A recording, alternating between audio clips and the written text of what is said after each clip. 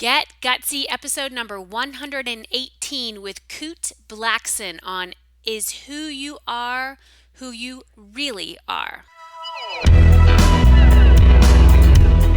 Welcome to Get Gutsy. I'm your host, Jenny Fennig, and I am so excited to be on this journey with you. A cutting-edge show blending business and spirituality, Get Gutsy serves up a potent blend of stories, lessons, and tips to help you make a massive impact in the world through your soul's work and your inspired life. No more going it alone, no more excuses. The world needs more brave women saying yes to leadership. Are you with me? Good. Let's get gutsy now. Hey everybody, Jenny here. Welcome to Get Gutsy. So thrilled to be with you today. So honored to be on this road with you, really shining a light on the idea that spiritual growth absolutely contributes to business growth. And it's been my pleasure to be hosting this show for the last year plus. We are now moving into a brand new year. We are moving into just this new energy. We are recording this episode at the end of 2016, but we are going to be showcasing it for you as we kick off the new year. And I invite you to join me in basking in that new year energy, basking in this idea that anything is possible. And we have a great guest today who I'm excited to personally get to know more. Sometimes I really know my guests. We have personal connection. We've known each other for some time, but this spiritual teacher is new to me, and I'm looking forward to a really dynamic conversation that you can listen in on and get some gems of wisdom as you travel forward on your quest. So our guest today is Kute Blackson. He's a transformation teacher and author of You Are the One. He offers a fresh, bold look at spiritual awareness for the new generation. Right up our alley here at Get Gutsy. Welcome to the show. Great to be here. Thanks for having me, Jenny. Yes, my pleasure. So where are you based in this great big world? These days, I live in Los Angeles, but these days, I just got back from India and Bali and London, and so I'm gone as much as I'm in LA, but LA's been home for probably 18 or so years now. Cool.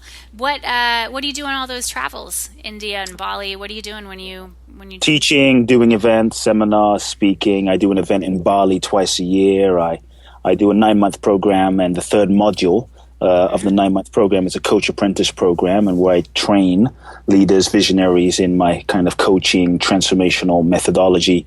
The third module is in India, and so, and I have family in London. I grew up in London. So. Ooh, I love that. I am actually headed to India for the first time ever in 2017. I'm really excited. What can I expect?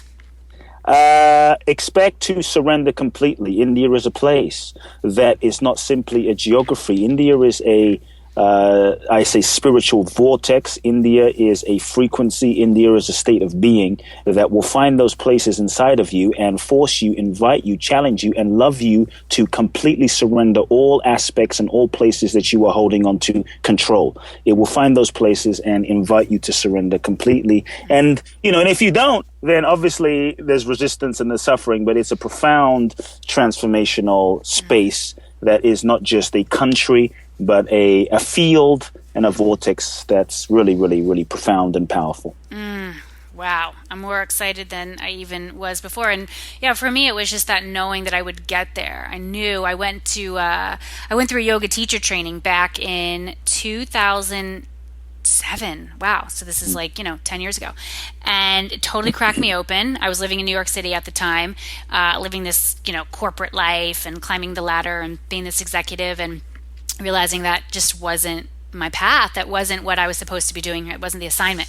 And so yoga cracked me open, and I knew from that moment I will get to India. I'm not sure when or how or exactly how it's all going to take shape, but the opportunity made itself known to me a few months back, and I knew I was meant to do it, and I was scared, and which told me, yes, that I even more so needed to do it.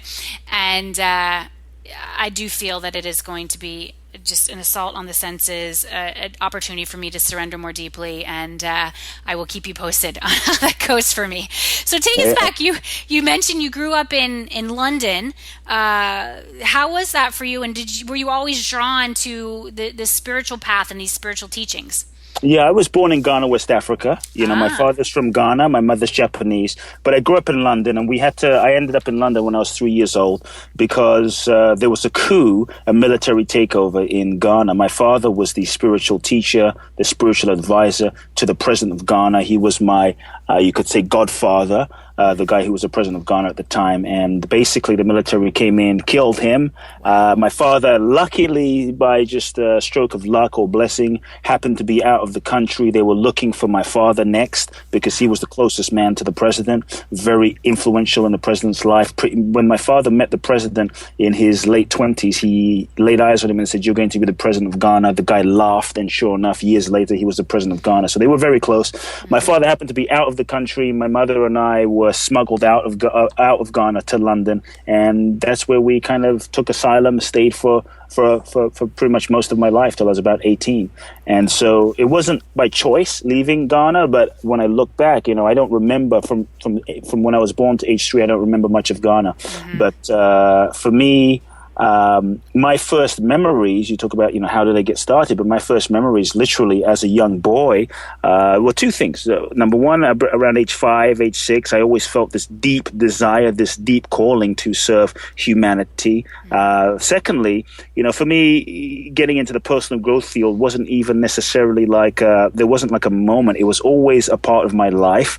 I remember being around age 6, age 7, and being a chubby kid, lost in the crowd, and seeing a crippled woman crawling on the ground, and literally seeing her pick up the gravel that this man walked on, wiping it on her face and standing up. You could call that a miracle.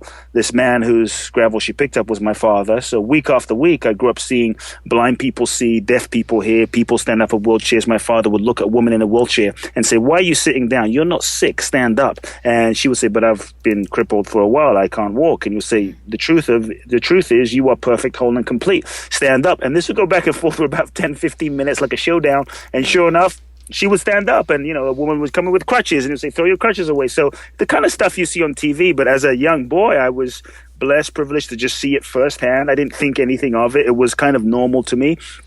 So I grew up around these miracles in the sense where anything was possible. And my father built about 300 churches in Ghana, West Africa. He had a huge church in London because we were stuck in London for a while. So he started performing miracles, and his whole church expanded in London, about 5,000 people every Sunday. From age 8, I started speaking in my father's church. 14, I was actually ordained as a minister, given a mandate to take over my father's spiritual organization. I was basically designated to be the successor. And to be honest, I knew that wasn't, I knew when it was announced that wasn't my life, that wasn't my path, that wasn't my vision for my life, that was my father's vision for my life. And I, even though I knew at 14, I didn't quite have the courage to say, "Dad, this is not my life. This isn't the life I want to live. This is your life." And so I went along with it, and for about 4 years, suffered a tremendous amount of turmoil, knowing that I wasn't following my truth, knowing I wasn't being, you could say, gutsy and courageous. And I didn't want to rock the boat. I was afraid of losing his love. I was afraid of being alone. I was afraid of being abandoned. I was afraid of being outcast. I was afraid of what do I do? So as a result, I just kind of went with the flow, and yet felt a deep knowing and pain inside. I knew the truth, but I wasn't at that time willing and ready to follow the truth. And so I suppressed the truth and went along with it. It took me 4 years.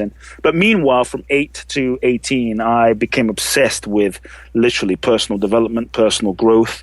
I started reading everything from Tony Robbins, Deepak Chopra, Mariam, to the Eastern mystics from India, the Oshos, the Maharishi Mahesh Yogis, the Krishnamurtis of the world, the enlightened mystics and masters of India and the East, and became obsessed with really trying to find out, who am I and why am I here and what's the purpose of life and what's the nature of existence. And this was my quest. And then when I was 18, I finally, Jenny, had the courage, they talk about gutsy. I finally had the courage to realize, wait a second, I am living my father's life. I'm living a life based on everyone else's expectations. I'm not living my life. I'm living everyone else's life. And no matter how successful I become, by my father's standards, by the world's standards, if I don't have myself, if I don't have my soul, then I have nothing. And effectively, I'm dying. And I felt my death, and so I finally had the conversation with my father and told him I'm not taking over.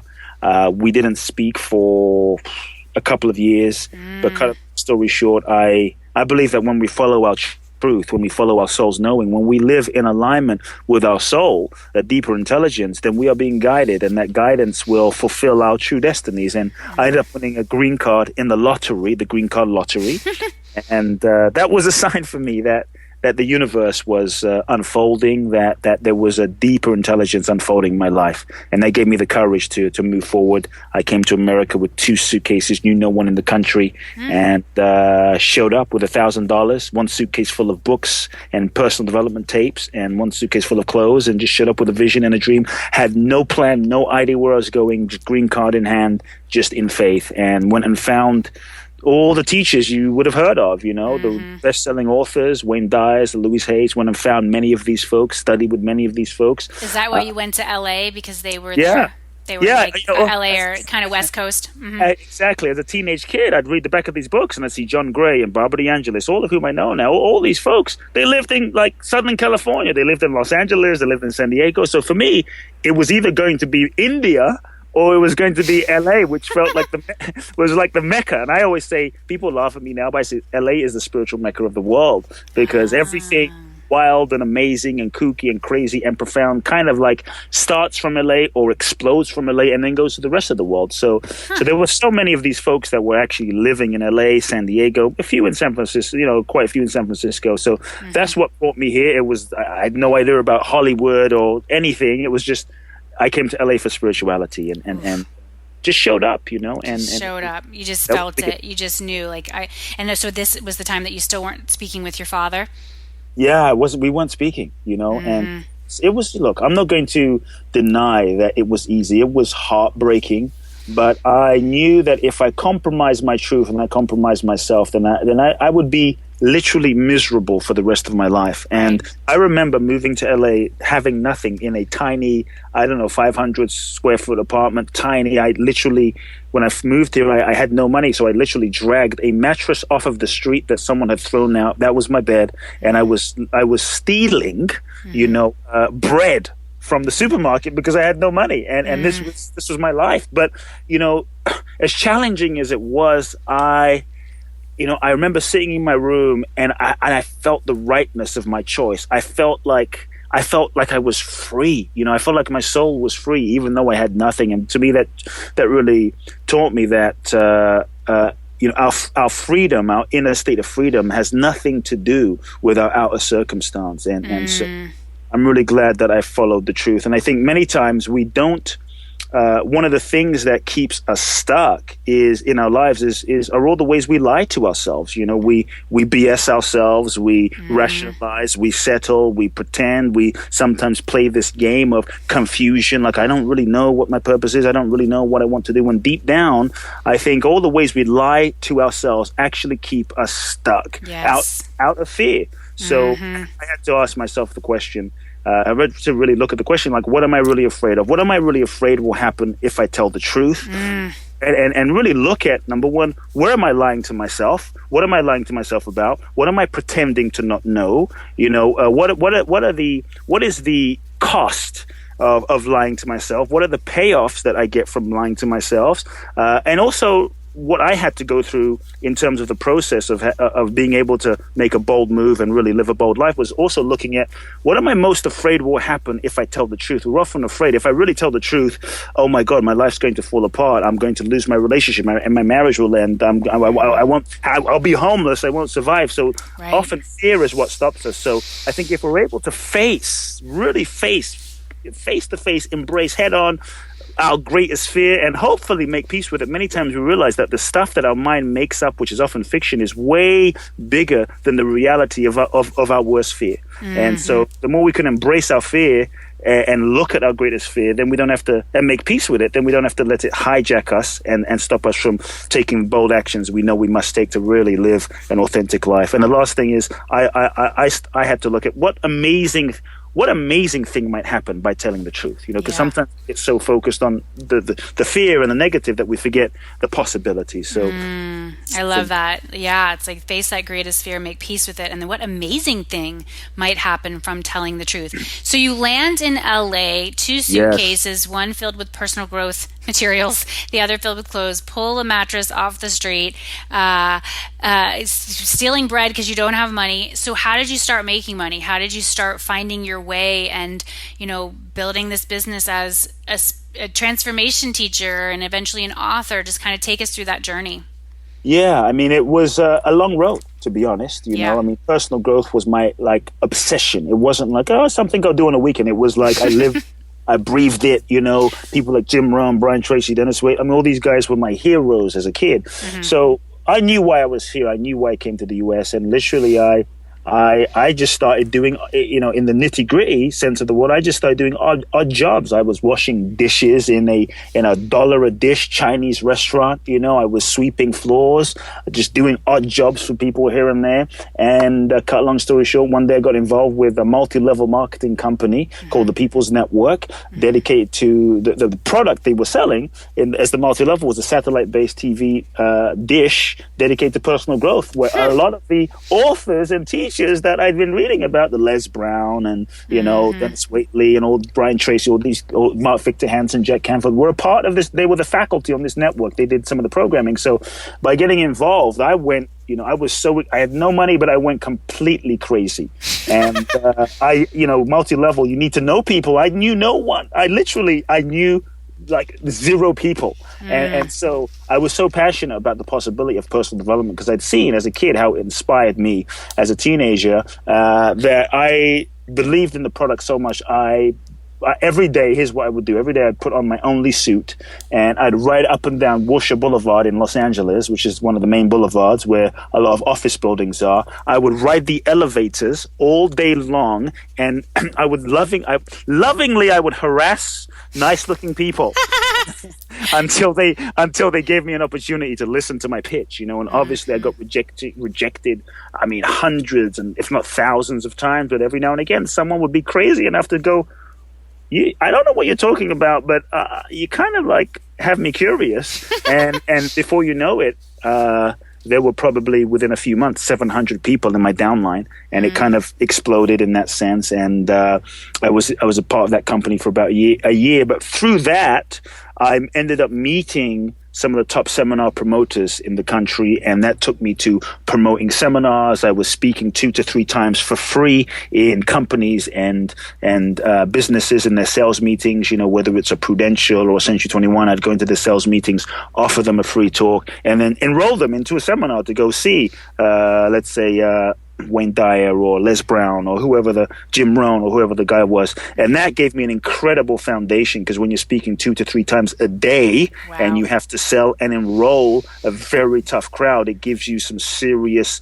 skills in terms of influence, and it grew my speaking capacity tremendously. And I did that for probably 18 months or so. And then the one thing you could say my big break came when a couple of things happened. Number one, when one of the sales managers said, "Kute, we've heard Les Brown a lot.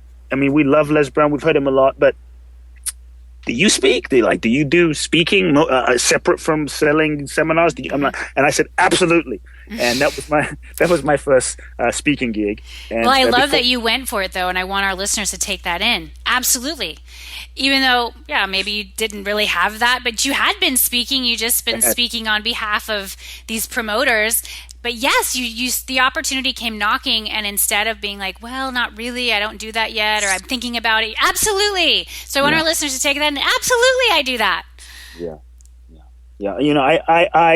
If there's one thing I look back that really helped me talk about being gutsy was I never really looked at could I or couldn't I. I always was, for me, it was about following the energy, and I was always about even if I didn't know how, I realized if I was committed, if it was in alignment with my truth and integrity, and I realized if I was committed and I was resourceful enough, I would always figure out a way. So I was of the thought that I would just throw myself over the edge and then I'd figure out how to swim, and that's what I did. The resources, I believe, don't come by kind of sitting on the sideline trying to figure life out, figure situations out, figure a relationship out. When you throw yourself over the cliff, trust me, you will figure out how you will tap into the deeper part of you that you haven't had to tap into before, sitting on the couch thinking about it, and you will access a whole new dimension of your being. And that's what happened for me time and time again, throwing myself into the unknown.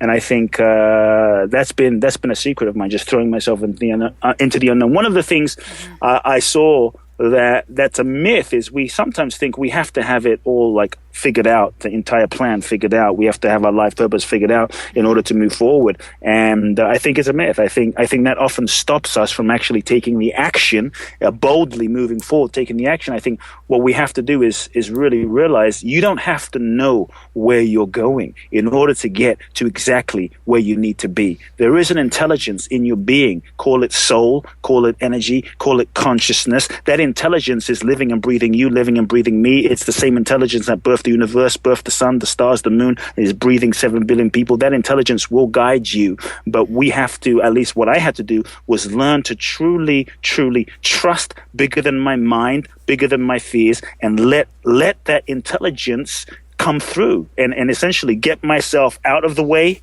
and take the step, take the action.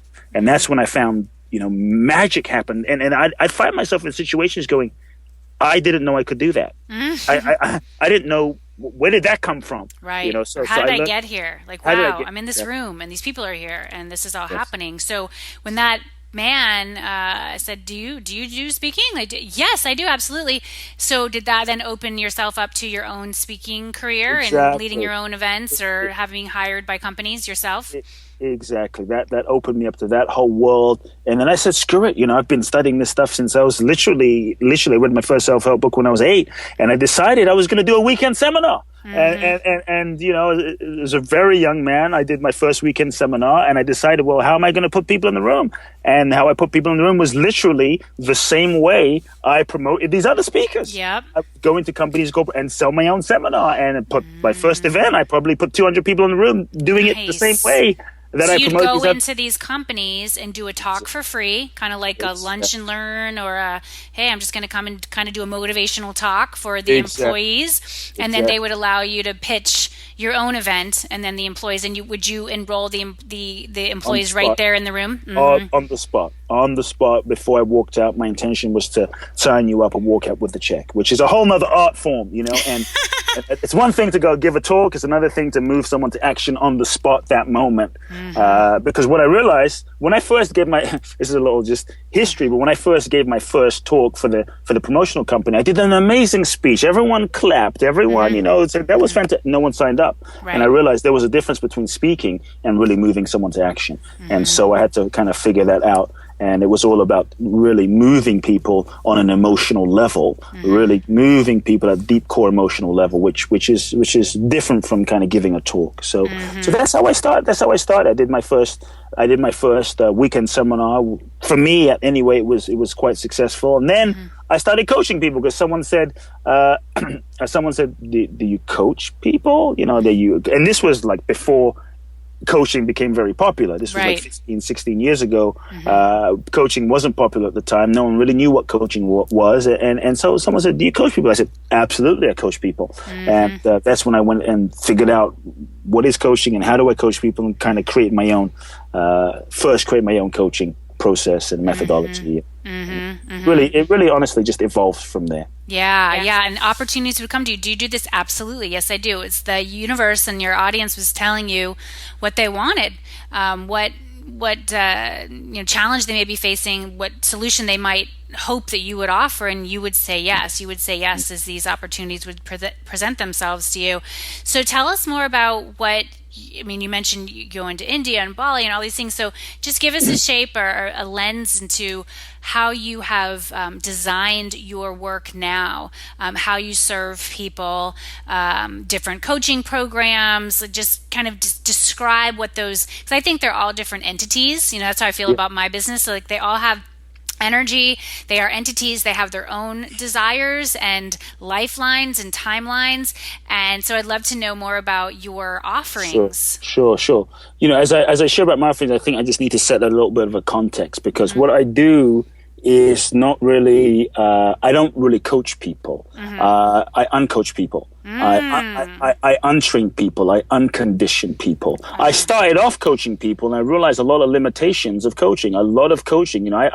I coach some of the most successful people in the world. I coached seminar trainers, leaders, billionaires, celebrities, you name it. I coached them and developed a crazy, radical reputation for being the guy you had to go and see if you absolutely had to transform. And when I first started coaching people, I realized a lot of limitations of the old coaching-based paradigm was you were paying for basically expensive babysitter who would hold you accountable and ask you, did you do this today? Why did you not do this today? Go make the phone call today. But they weren't getting to the underlying core issues, the root cause of things. So once I started realizing the limitation of that approach, I went through my own inner transformation. That's what took me to India. And then I came back and I realized I want to create a process and a way of working that has really impacted my one-on-one, my small group, my large group events. And it's an underlying structure in terms of what happened. So my first coaching client, literally, my neighbor brought her ex-boyfriend to my doorstep, and she loved him, and he wasn't gonna marry her because she wasn't Jewish and what have you. So this whole issue. So they broke up, and she was heartbroken, and she brought this guy to my doorstep and said, my ex-boyfriend, I love him, even though we're not together, but he has a real issue. He just lost $250,000 in 2 days in Las Vegas. He is in cocaine, marijuana, heroin, prostitutes, alcohol, everything. I mean, he's just a basket case. Can you? Here we go again. Can you help him? I hear you are kind of like a coach, and I was just starting at the time. I was in the beginning, definitely the first year of my coaching business. And I said, absolutely. That's like your. I love that. I'm gonna start saying that. Absolutely. But bring him tomorrow. And I realized very quickly. Wait a second. The way most coaches you see like once a week, but it takes forever to really get profound results. So what I realized was, someone like this who was such a case, so addicted, had a lot of issues. Seeing this guy once a week, he's not going to remember his own name a week later. Who knows if he's going to even still be alive? Right. So I realized that I was going to have to design a very rigorous and intensive coaching process where I was going to have to see him a lot. So basically, I spent a day with him. I was with him 3 times a week, on the phone and in person. I created this whole intensive process that was really about helping him uncondition himself. And after a month, it was a month process. After a month, I mean, I kid you not, it was like a miracle. His entire life has shifted. He was off of drugs, alcohol, completely sober, clean. I mean, we got to the root core of a lot of his issues. And 3 months later, he met the love of his life, who he's still married to. And when I saw this result, which I was frankly a little shocked by, I wondered, what would happen if I did this coaching process or uncoaching process with like normal people that weren't this addicted, born in people crisis like that so much. Exactly. What would happen if I did it with a peak performer or someone who, and then I started doing that, and literally things exploded. Results, transformation, healing. It was truly incredible, and people started seeking from around the world. And so just so you understand a little bit about how I work, I believe that who we are, we're all whole and complete. We're born, if you look at a child, a child will jump on a table. It's not worried about, what do you think? Or I'm afraid that I can't sing like Celine Dion, or am I fat? It just jumps on the table. It doesn't care how you look. It just hugs you. It's full of love. A child is still in touch with their innate essence, But what happens is slowly as we deal with our parents, and some of our parents are a little crazy. They're interestingly they're just doing the best that they can do, right? Based on their conditioning and their past programming, we start dealing with all sorts of experiences. Maybe as children, we all have our stories: pain, abuse, trauma, hurt, guilt, all neglect, abandonment. So as children, we go from these bright beings to we slowly start shutting down, and we start learning all sorts of mechanisms and all sorts of ways to disconnect and suppress the emotions and feelings and not feel the pain of our current situation, of our current circumstance. So we start suppressing all these parts of ourselves so we don't feel the pain. The second thing we start doing is we start going into the world and we start learning, well, who do I need to be in order for my dad to love me? Who do I need to be in order for people to love me? And we start developing a mask, a persona, a character that we then hold tightly onto and identify with, like who do I need to be fit in, to be validated, to be loved? And we start developing this character as a way to get certain needs met. Ultimately, avoid pain, be loved. We start developing a mechanism, a persona that is not necessarily who we are, but we think it's who we are. So my work is about asking people, essentially, is who you are, who you really are, because the degree to which we are conditioned, and most of us, we think we're free, but we're really playing out the conditioning of our past programming, of our childhood, our past programming, sometimes generational stuff. So the degree to which we're conditioned is the degree to which we don't actually have the ability to choose freely, to choose freely relationships or what we want to do in life, So what I really do is I create, whether it's one-on-one, whether it's in a large group, whether it's in a huge seminar, I create processes and experiences that help people become conscious and aware of their programming. And I design experiential processes and experiences that help people unravel, uncondition, and peel away the layers that we have built up over time that prevent us from being our most magnificent self, that prevent us from being who we really are. Because I believe that ultimately you can get everything that you thought you wanted in the world, but if you're not in touch with who you are, you still won't be happy. Exactly. You can get everything that you thought you wanted in the world, but only to get there and go, wait a second, this is not really what I wanted. It's what I thought I wanted based on who I thought I was. Mm-hmm. So for me, the first step, before we ask ourselves, what do I want with my life? Because the question we often ask ourselves is, what do I want? What do I want? How do I manifest that? Is you might manifest that, but if you're not in touch with who you are, what you manifest may not be aligned at all. And we end up living a life that is a lie, or living a lie that is not in alignment with our true soul's expression. We create a life that maybe is an unconscious attempt to get certain needs met that weren't met as a child, and that is never a fulfilling, authentic life. So for me, I create processes. One of my favorite things to do in Bali, I do it twice a year. It's called Boundless. You talked about one of my offerings. It's called Boundless Bliss Bali. I do it in July. I do it in December. We have 20 people that come literally from around the world. We've had billionaires, celebrities, athletes, mothers. We even had an 18-year-old teenager. We've had all sorts of people. But the deep desire is we bring leaders and visionaries and those that really want to make a difference in the world. I bring them to Bali in an intensive format, and I create a 12-day unique experiential intensive immersion seminar training without walls, where I use Bali as the backdrop to feel into all those places where you're stuck, where you're blocked, most of which you're not even conscious of. And I help create a process that helps free you from those limitations that we can then catapult you forward into living your destiny. And that's one of the things I do. I do a 2.5-day seminar specifically for women called the Man Breakthrough Experience that helps women decode men and transform the hidden blocks from attracting love. I do a 9-month intensive coach, transformational facilitation, leadership training, because a lot of people started asking, I want to be able to, facilitate transformation in the same way you do. How do you do that? It seems like magic. So I created a 9-month process that really is. I wanted to create the ultimate and most rigorous coach training program on the planet, and so that's called the Coach Apprentice Program. Where we have 3 modules. My third module, you talked about why do I travel? The third module is in India, and I take India for module 3. So there's a lot of different things. Those are a couple of the things that I do, but there's many different things. So. Love it. Love it. Thank you for giving us a lens into how you've, shaped and packaged up your magic, this essence, this stuff that you have. Because I think for our listeners, they all have this gift. We have these gifts, and for many, it's just figuring out how to channel it. How can we put it into a container? The container are the offerings, which often our audience asks us for. I too have a coach training school, Kute, and I'm very proud of it. You give me different ideas, though, and I think as I'm moving into, deeper into my spiritual quest, into my spiritual path, especially going to India, I'm looking forward to how can I bring in more of my love of the world and travel into how I shape my offerings for my audience. In, let's see, the second week in January, depending on when this episode airs, I am taking a crew to Costa Rica. First time I'm actually leading a retreat outside of the United States. I've had plenty inside the United States, but I just felt this call. I actually had a download in a Kundalini yoga class that said, Jenny, it is time to lead a retreat in Costa Rica. I had never been to Costa Rica before, and I trusted it. And I said, okay, let's go. And that's the coolest thing for our listeners to take in. If you love to travel like Kute and I do, build it into your offerings. Take your people places, because there's nothing that can give you more pleasure than to build in your own personal passions with helping your people in these gorgeous places like Bali or India or Costa Rica or someplace in the United States. I just think it's fantastic how you've been able to shape everything that you've been able to shape. So tell us about your book, You Are the One.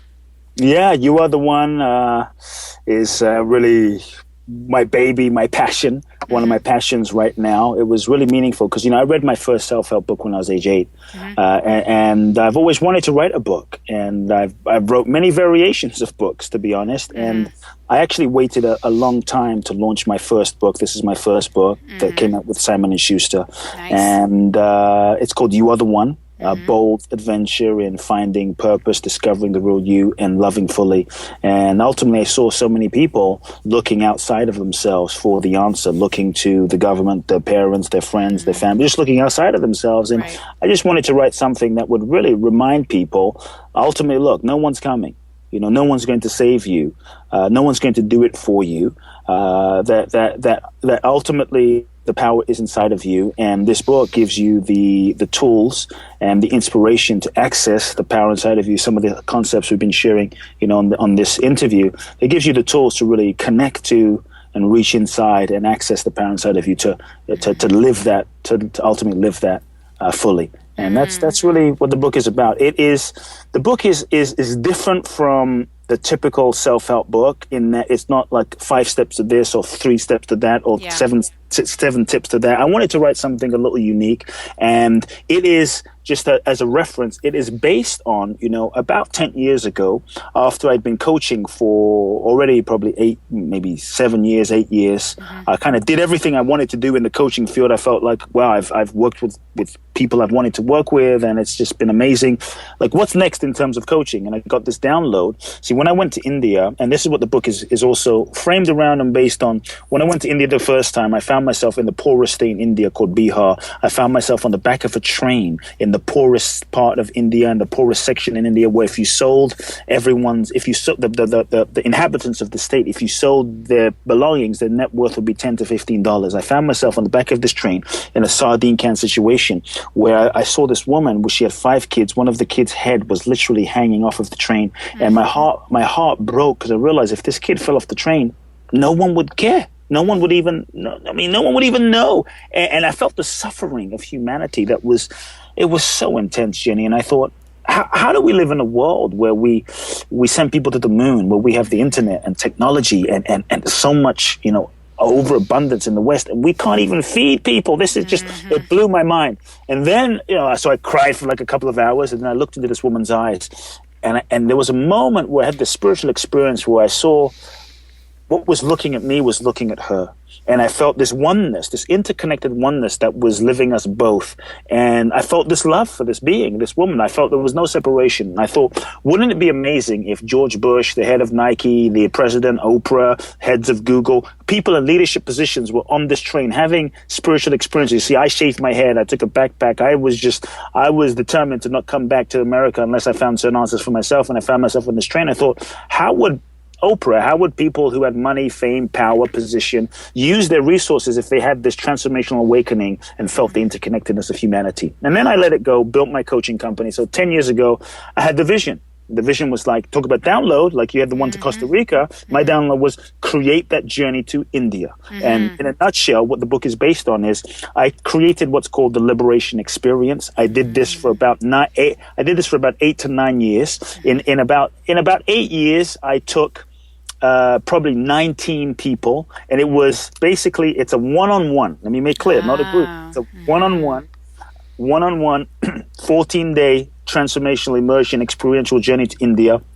Take away your money, take away your passport. You have a backpack, a pair of clothes. You have no idea where you're going. You write letters to everyone in your life in case you don't come back. You fill out your will in case you don't come back. I make you face your death, and I take away all control. And I design a unique 14-day process that is specifically designed to find all those places inside of you that are holding on, all those places inside of you that are unresolved, still wounded. Wherever those places are, we all have them. And I design a process to find those parts of you, and I create unique processes and experiences and put you in situations that bring them up, and I help you heal and transform and move through them on this 14-day journey to India. And it's radical. Wow. You know, we think we're free, but the moment you take away someone's iPhone or whatever it is, we're not.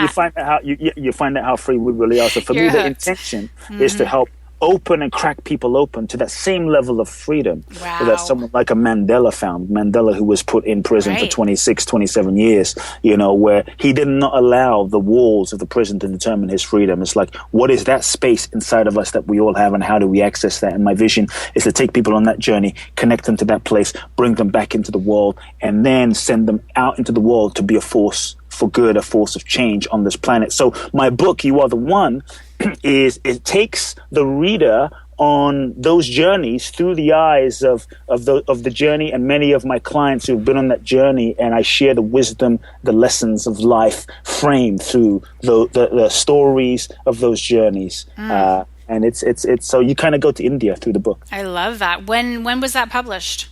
Just came out a couple of months ago. Nice. Okay, so everybody can go to Amazon and local stores? Mm-hmm. Yeah, you can go to Amazon, or you can go to www.youarethonebook.com and receive some free videos and training. Okay, youarethonebook.com. Great, so that's how they can connect with you. Any other spot you want to send our listeners to go check you out? Sure. For those that might feel moved to go on a journey with me for the next level of their own lives, they can go to www.boundlessblissbali.com, and they can find out about my journeys to Bali as well. And I'm all over Facebook and Instagram, and I always love connecting. Nice. And just under your name. Yes, Kute Blackson. Okay, fabulous. Yeah, let's everybody connect in. This is so powerful. Well, you are, the epitome of a gutsy person. So I'm very curious to know your answer to our finale question here on the show. What is the gutsiest move you've ever made, and how does it inspire your life and work today? There's been several. To be honest, I think I probably may have shared the gutsiest, and maybe I look back and I think it was the moment of facing my father, because for some people it may not be a big deal, but the connection we have with our parents is often such a strong umbilical cord, Yes. And for me, as an 18-year-old boy, the symbology of facing my father and what that meant being willing, basically it was effective to being willing to die, being willing to give it all up. And for me, that's been a hugely gutsy move. But for me, how it's impacted my life is when I realized when I was willing to do that, everything else became kind of easy. Right. I mean, when I was willing to face that, like I'm willing to not have a relationship with my father if it means having my truth. I'm not saying life has been easy after that, but speaking to someone about how I feel, it's like once I faced my father, it became a hell of a lot easier. So that was hugely gutsy for me. And I believe we, to really grow up and individuate and be who we really are, we have to at some point let go of our parents. We have to at some point maybe even disappoint our parents. And that's part of the process and the cycle of growing up and becoming human. Yes. And were you able to eventually reconcile your relationship? Yeah, we were. What was really beautiful was, I carried a tremendous amount of anger towards my father for a while. And here's what was amazing, when I really recognized that, owned that, forgave him, let it go, literally within a week he called me. And it's incredible how as we clear ourselves, it shifts the energy. And that was really amazing. Yes. That was amazing. And what was beautiful for me too was as our relationship healed, what was really special for me to feel was we were now developing a relationship not based on me having to be who I thought he wanted me to be, but based on who I was. Yes. And that was what was really freeing. Yes, yes. I really appreciate you sharing that. I have had, some definite ups and downs with both of my parents, with my mother in particular. I've had periods of my life where I've had to really sever the relationship because there were just other things that I needed to do for my own spiritual path and stepping more deeply into who I was as a woman and as a human and as a mother. And I've never regretted that. And then, as you heal it and as you kind of see some of the roots of the anger, like you said, when you worked with that one particular client who had the addictions and was really, in a tough place. It's like, what was the root cause? Like, what was all of that? And for many of us, it is because we didn't feel that we got, seen by our parents, that we are good enough. And so when we're able to walk through that deepest fear, like sever that umbilical cord, as you said, and realize, wow, that's one of the most challenging things we can do as humans. And then everything else kind of pales in comparison. You know that you can have the challenging conversation. You know you can deal with whatever comes your way because you've done the thing that you feared the most, and you're still alive. You're okay. So I appreciate you so much being here. I loved this conversation. It's going to be the perfect way to kick off 2017, usher in this new cycle for our world. Real quick before we end, just with all the kind of feelings that are going on right now in the world and in the United States in particular, with the most recent presidential election, and our country feels very divided, any insights or pieces of wisdom there that you can share with our listeners on how to navigate this time? Yeah, how to navigate this time. I believe that right now we are living in perhaps the most intense and the most exciting times in human history. And I believe more than ever, the world needs you now. The world needs us all now, regardless of who you voted for, Trump, Clinton. The question is, now what, right? So I think what we're going through now is actually a wake-up call where we can no longer push the snooze button anymore. We can no longer go to sleep. More than ever, we must all step up and vote for truth. We must all step up and live the love that we know is deep in our hearts, with every thought, with every action, with every intention. You and I, each of us have a role to play on this planet where we are co-creating our world and our future. And we must be committed to do whatever it takes to raise our own consciousness, and evolve. So we can, let outer circumstances determine who we're going to be, or we can consciously choose love. And I believe that each time we choose negativity or indulge in reactivity, we reinforce the current reality. So we can point the finger or blame, which many people are doing, which is understandable. I understand. And I think it's the easy thing to do. But we have to consider that the level of our reactivity reveals the level of our projection. And our leaders, to me, are the mirror manifestation of our own collective consciousness as a whole. So what I would say is, don't indulge the drama. Energy flows to the point of your intention. It serves nothing by being part of the problem. Make a radical commitment to stop indulging fear, especially your own, because it takes the same amount of time to choose love as it does to choose fear. So each of us, we have the opportunity to be a part of the problem or to be a part of the solution. So I would ask everyone, what are you committed to being? What actions are you committed to taking? We all have the power inside of us. No one's coming. No one is coming. And I think that during these times, in order for healing to happen, I'm actually, on one level, I'm excited by these times because in order for healing to happen, I believe that our shadow must come to the surface and be transformed. And I think this is a part of the healing process that's going on right now, that so much that has been suppressed in our culture, in our country, as a result of these elections, coming to the surface. Like it or not, it's coming to the surface. But when darkness comes to light, it may not be pretty at first. It may not be lovely at first. And it can be easy to judge and hate and condemn it. But I believe condemning it and judging it and being reactive only serves to reinforce it. So we must choose to transform ourselves and transform each other through love and compassion, much like becoming a Jedi warrior, you know? So I think this is an amazing time for us all. To me, love, I've had some friends that say, I'm just going to leave the country. I think love doesn't run away when times gets tough. Right. More than ever, the last thing I'll say is more than ever, the world needs you. You and I, each of us, to do our part, to courageously step into the world and share our gift, bring our conscious awareness from a place of compassion and love. This is why we're here. There is no more time to waste. Elect yourself, give your gifts to the world, and let's live it with a fierce urgency like never before. No more waiting, no more excuses, no more projecting, no more complaining. The world is waiting for you. You are the Yes, you are the one. Thank you, Kute Blackson. This has been fantastic. Thank you, all you gorgeous listeners out there in the galaxy. Go out and use your gift. Know that this is the time we've been waiting for. The world needs you. This is Jenny Fennig sending you so much love, light, and faith as you get gutsy. I will see you next time. Hey, this is John Lee Dumas of EO Fire, and you're listening to Get Gutsy with Jenny Fennig. Gutsy leaders unite and ignite. I hope you enjoyed this episode of Get Gutsy as much as I enjoyed creating it for you. Are you responsible for leading and growing your spiritual business? If so, I have a free tool for you that will help you spread your message like wildfire. It's called the Sacred Marketing Puzzle, and it's a one-page PDF guide that simplifies the often mysterious and confusing world of marketing.